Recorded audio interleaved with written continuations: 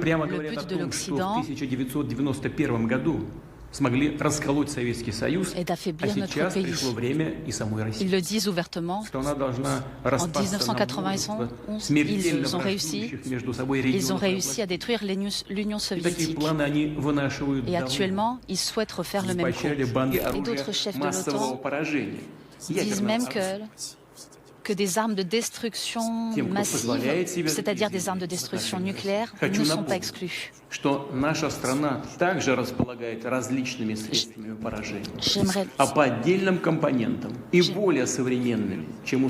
J'aimerais leur rappeler que notre pays dispose également d'armes nucléaires. Et donc, si notre intégrité territoriale est menacée, nous allons nous défendre. La Russie est-elle en train de perdre la guerre en Ukraine? Ces derniers jours, le recul russe semble en tout cas net et l'hypothèse d'une victoire ukrainienne grandit.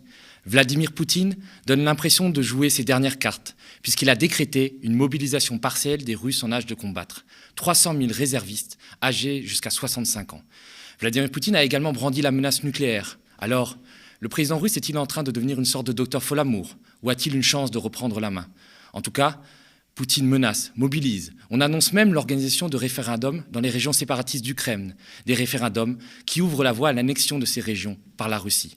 Et comme si ça ne suffisait pas, cette guerre en Ukraine se passe dans un contexte d'embrasement généralisé de l'ex-Union soviétique. On se souvient des manifestations au Kazakhstan en janvier dernier. Et aujourd'hui, on assiste à la recrudescence du conflit entre l'Azerbaïdjan et l'Arménie, ou encore des affrontements à la frontière entre deux pays méconnus, le Tadjikistan et le Kirghizistan.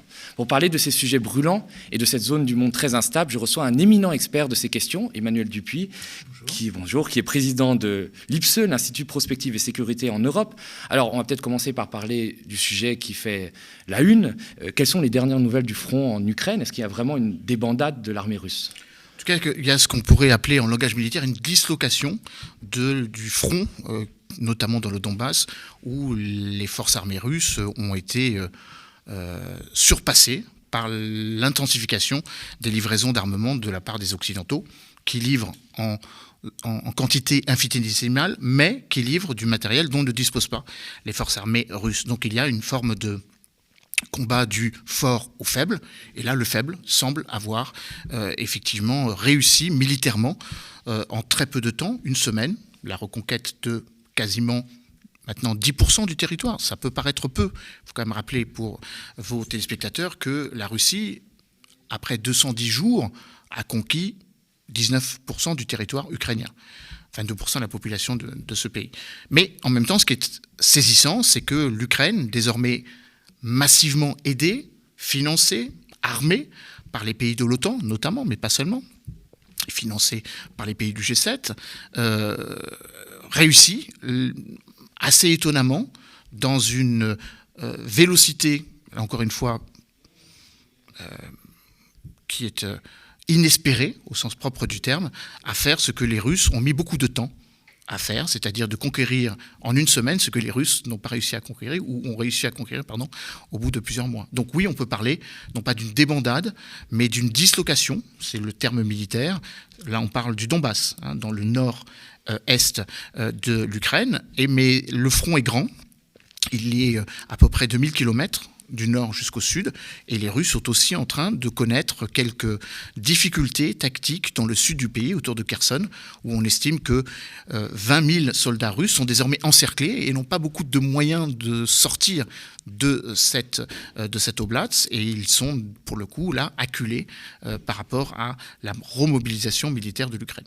Alors, est-ce que ces avancées militaires ukrainiennes sont-elles dues aux livraisons de matériel, à l'armement, au financement qui sont déversés depuis l'Occident et notamment les États-Unis, ou est-ce que c'est dû aussi aux erreurs stratégiques de la Russie?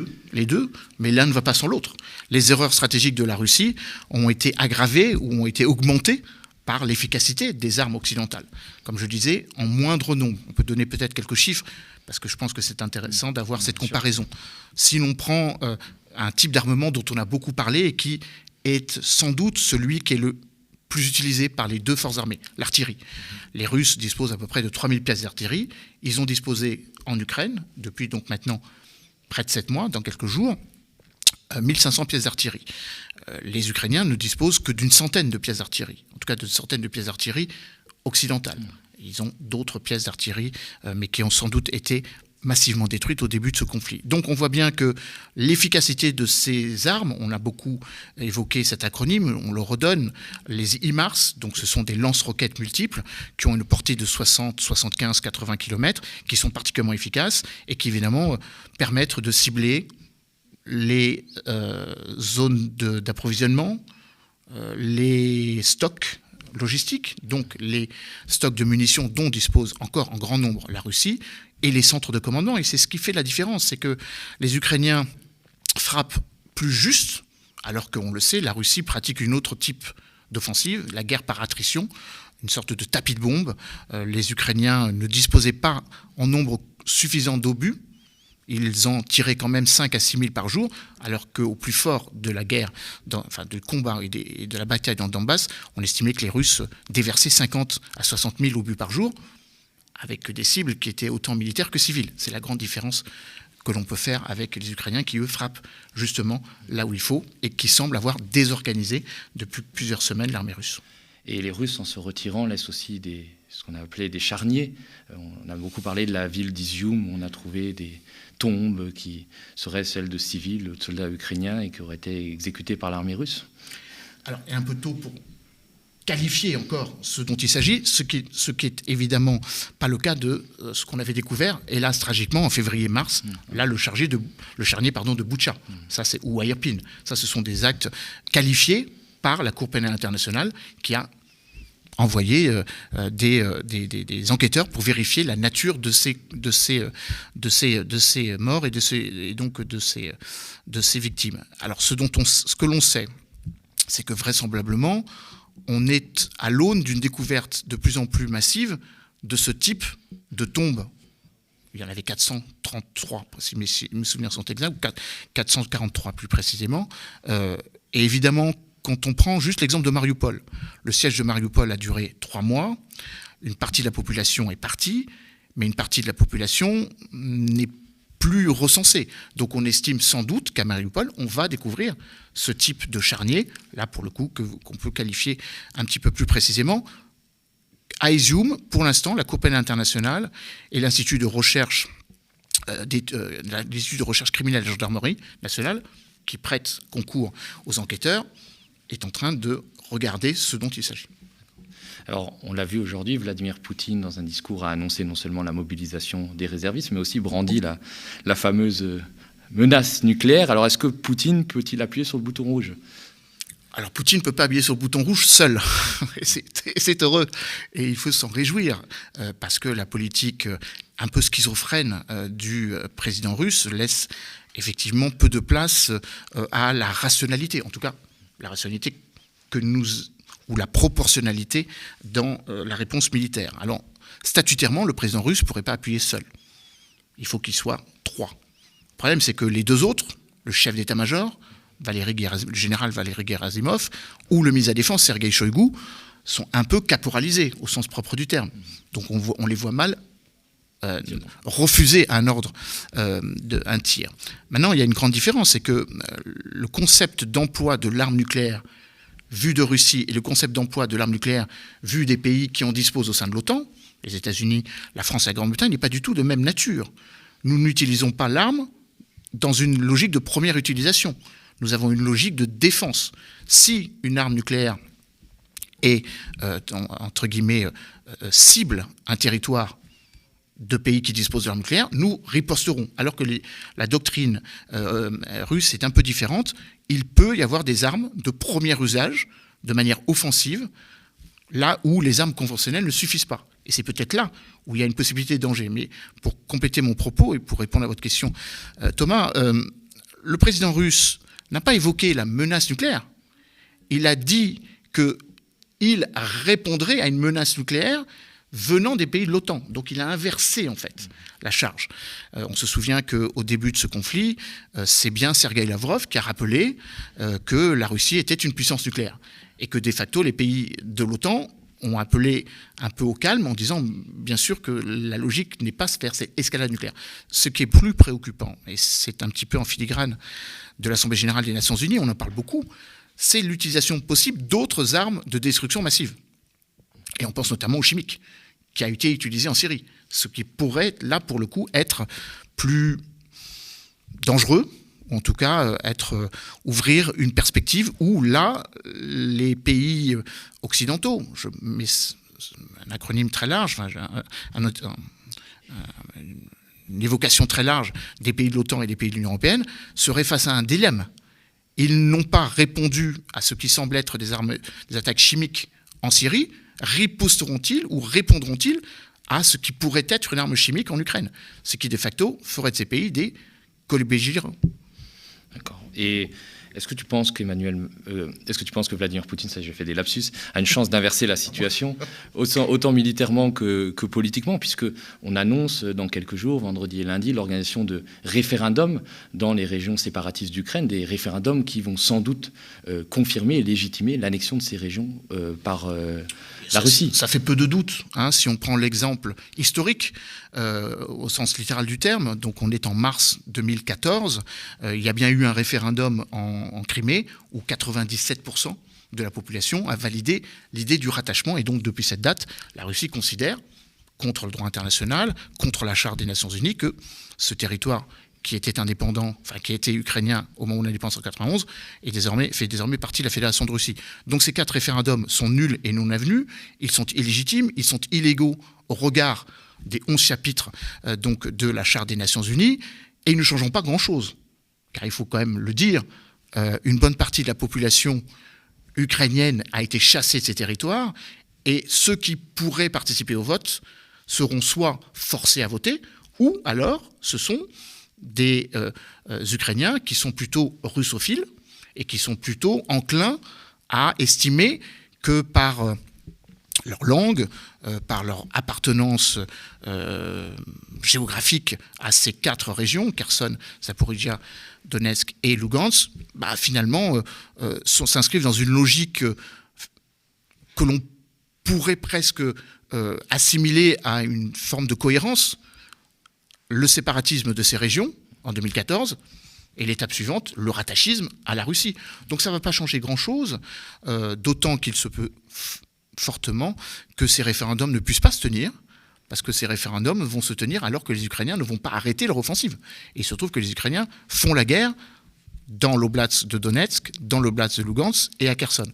Donc c'est peut-être un effet d'annonce, mais comme l'annonce que vous évoquez sur la demi-mobilisation, 300 000, bon, c'est quand même une preuve d'échec ou une preuve de faiblesse du président russe, car comment justifier le fait que dans la même logique ou dans le même élan, le président russe et son ministre de la Défense évoquent le fait qu'il n'y aurait, entre guillemets, que 6 000 soldats russes qui sont morts, alors que l'opération militaire spéciale, et le président Poutine l'a dit le 21 février et le redit régulièrement, avait engagé 160 000 hommes. Donc quelle serait la logique à vouloir mobiliser 300 000 hommes supplémentaires, alors que théoriquement la Russie ne prétend n'avoir que ces 6 000 hommes? Les États-Unis sont beaucoup plus disserts sur la question, en évoquant 80 000 victimes, dont 25 000 militaires russes qui seraient morts. Les Ukrainiens, sans doute en exagération, évoquent quasiment désormais 50 000 morts. Et aujourd'hui, la Chine est entrée dans la danse en proposant un cessez-le-feu. Est-ce que tu penses que cette proposition peut réussir? Non, parce que ce n'est pas la première fois que la Chine le propose. Ce n'est pas la première fois que la Chine et le président Xi Jinping, qui était absent, tout comme Vladimir Poutine, de l'Assemblée générale des Nations Unies, évoquent le fait qu'il faille privilégier la diplomatie. Recep Tayyip Erdogan, le président turc, dit exactement la même chose. Et vraisemblablement, Vladimir Poutine écoute d'une oreille distraite, sans vouloir se mettre à dos un allié économique, un allié industriel et surtout un allié militaire comme la Chine, mais évidemment qu'il répondra de manière polie que pour l'instant ce sont les Ukrainiens, dans le narratif russe, ça a été bien répété dans les images que vous avez montrées, qui ne répondent pas à la volonté que la Russie aurait de tendre la main, puisque Vladimir Poutine dans son discours court a quand même martelé l'idée que la Russie ne faisait que se défendre. ce qui est une vue de l'esprit et ce qui est évidemment pas la réalité, mais la manière dont il le présente est présenté pour un public russe qui, eux, pourraient le croire. Alors on va revenir chez nous un peu, puisque Emmanuel Macron, il est à l'Assemblée générale des Nations Unies en ce moment, à New York, il s'agite beaucoup, il a évoqué le conflit russo-ukrainien, il a qualifié de parodie les référendums qui étaient organisés dans les régions séparatistes, il s'en est pris aussi aux pays qui étaient non alignés dans ce conflit. Je tente qu'on peut peut-être écouter un petit extrait. Il est une chose sûre et certaine, au moment où je vous parle, il y a des troupes russes en Ukraine, et à ma connaissance, il n'y a pas de troupes ukrainiennes en Russie. C'est un état de fait, et nous devons tous le regarder. Plus cette guerre dure, plus elle devient menaçante pour la paix en Europe, mais aussi pour celle du monde. Elle nous conduit vers une conflictualité élargie, permanente, où la souveraineté et la sécurité de chacun ne dépendent plus que de rapports de force, de taille des armées, de la solidité des alliances ou des intentions des groupes armés et des milices. Où ceux qui se considèrent comme forts cherchent à soumettre par tous les moyens ceux qu'ils considèrent comme faibles. Ce à quoi nous assistons depuis le 24 février dernier est un retour à l'âge des impérialismes et des colonies. Alors, est-ce que la France, Emmanuel Macron, a encore un rôle à jouer dans le conflit entre la Russie et l'Ukraine ? Vaste question. Comment on pourrait répondre de manière brève ? Emmanuel Macron a utilisé des mots qui parfois pourraient sembler un peu spécieux, disons-le de manière très diplomatique, en évoquant le colonialisme de la Russie, alors que beaucoup des pays qui soutiennent la Russie ont vis-à-vis de nous encore ce substrat colonial qui reste très marqué. Et quand il critique les pays non alignés, une bonne partie de ces pays non alignés se rangent du côté de la Russie, ou du moins se refusent à critiquer la Russie, lors d'un vote, par exemple, au Conseil de sécurité, à l'Assemblée générale, au Conseil de sécurité des Nations Unies le 2 mars, sur les 193 pays, 141 ont dénoncé l'agression, mais il y a quand même eu 35 abstentions, dont des pays qui appartiennent à ce qu'on appelle l'émergence ou les pays du Sud, et non des moindres, l'Inde, l'Arabie Saoudite, l'Afrique du Sud, qui par ailleurs appartiennent à des coopérations économiques ou qui entretiennent des coopérations économiques et avec la Russie et avec la Chine. Donc les propos d'Emmanuel Macron sont finalement logiques, où il veut continuer à positionner la France comme une puissance d'intermédiation, de facilitation, en évoquant le fait qu'il faille privilégier la diplomatie. D'ailleurs, il le dit, assez d'ailleurs paradoxalement, finalement, en disant que c'est bien la Russie qui est agresseur, mais il faut quand même discuter avec la Russie, ce que beaucoup d'autres pays se refusent à faire. Joe Biden n'a pas dit qu'il fallait dialoguer avec Moscou. Il a dit qu'il fallait continuer à armer et finalement à accompagner la densification du soutien politique, militaire, diplomatique et évidemment financier. Donc la France est toujours dans cette position de privilégier la diplomatie. C'est là une réalité depuis que la France est membre du Conseil de sécurité des Nations Unies, depuis qu'elle a été créée en 1950, et depuis la charte donc, de San Francisco en 1945. Bon, ce que je retiens moi du discours, au-delà des extraits que vous avez mentionnés, c'est que premièrement, la France va continuer à armer l'Ukraine. Le président l'a dit. Que la France est très préoccupée par le fait qu'il y a des effets collatéraux et que, in fine, elle prend l'initiative d'accompagner la fourniture d'engrais, parce qu'on a beaucoup évoqué le fait que ce conflit allait, je prends les propos même du secrétaire général des Nations Unies, Antonio Guterres, aboutir à des tornades de famine, ou à l'aune évidemment d'une catastrophe humanitaire. On estime qu'il y a 500 millions d'Africains qui sont directement impactés par la non-réception des livraisons de blé ou de céréales venant et d'Ukraine et de Russie. Mais il y a un élément sur lequel on n'avait pas beaucoup focalisé, ou pas suffisamment, c'est les engrais. Parce que l'agriculture africaine a besoin des engrais qui sont produits en Biélorussie, en Ukraine et en Russie. Et donc du coup, là, la France est dans son rôle de prendre cette initiative. D'ailleurs, ce serait l'objet d'une réunion dans 2 jours. Alors pour répondre plus directement, plus politiquement à votre question, la France, évidemment, n'est pas forcément au diapason de plusieurs autres pays européens. Il y a un certain nombre de pays européens qui se montrent peut-être plus dociles ou qui ont un soutien aux sanctions qui est peut-être moins fort qu'il n'a été dès le début du conflit. La Hongrie a clairement remis en cause, la Hongrie de Viktor Orban a clairement remis en cause l'efficacité des sanctions. Le gouvernement bulgare est tombé il y a quelques semaines et le nouveau gouvernement bulgare, en attendant les élections anticipées d'octobre, se pose la question de continuer à acheter du gaz russe finalement. On le sait, il y a des élections en Italie le 25 septembre. Giorgia Meloni, la future présidente du Conseil italien, a bien dit qu'elle continuerait à sanctionner la Russie. Par contre, son futur ministre de l'Intérieur, Matteo Salvini, a dit que lui, en tant que responsable politique, trouvait que ces sanctions n'étaient pas efficaces. Donc, la position française n'est pas forcément la position européenne. Et donc, la France ne peut pas parler urbi et orbi, comme si elle était encore présidente du Conseil de l'Union européenne, que nous ne sommes plus depuis le 1er juillet dernier. Et puis, deuxième élément, la position de la France est finalement en deçà de ce qu'elle aurait pu être par rapport à une concurrence très vive de pays qui, eux, veulent aussi jouer cet équilibre. Et je pense à un pays en particulier, qui est celui qui se montre le plus efficace, le plus agile depuis le début de ce conflit, c'est la Turquie, par sa position géographique.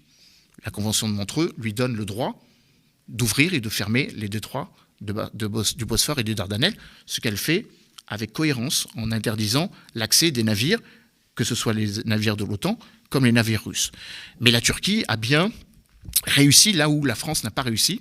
C'est grâce à la Turquie que le 22 juillet dernier, désormais 4 à 5 millions de tonnes de blé sortent de l'Ukraine chaque mois. C'est grâce à la Turquie que peut-être demain, il y aura une négociation sur sur la centrale atomique de Zaporijia. Donc la position française est incantatoire.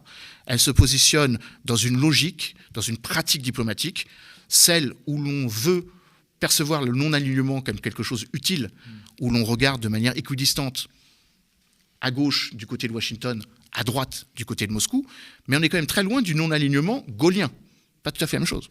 Parce que De Gaulle... Il y a mis en scène aussi d'un affrontement avec la Russie qui se passe là sous d'autres latitudes en Afrique. C'est-à-dire c'est quand même un peu contradictoire d'un côté de défendre la diplomatie et quand Emmanuel Macron se rend en Afrique, il a un vocabulaire presque guerrier. En tout cas, il met en scène un affrontement avec la Russie pour le contrôle, en tout cas pour que la France puisse garder sa zone d'influence en Afrique. Alors, en complétant votre propos, il s'adresse à des pays que nous voudrions percevoir comme des alliés fidèles, le Sénégal, qui préside par son président l'Union africaine jusqu'à février prochain, le Ghana, le président Nana Addo Akufo présidait la CEDEAO avant que le président Umaro Sissoko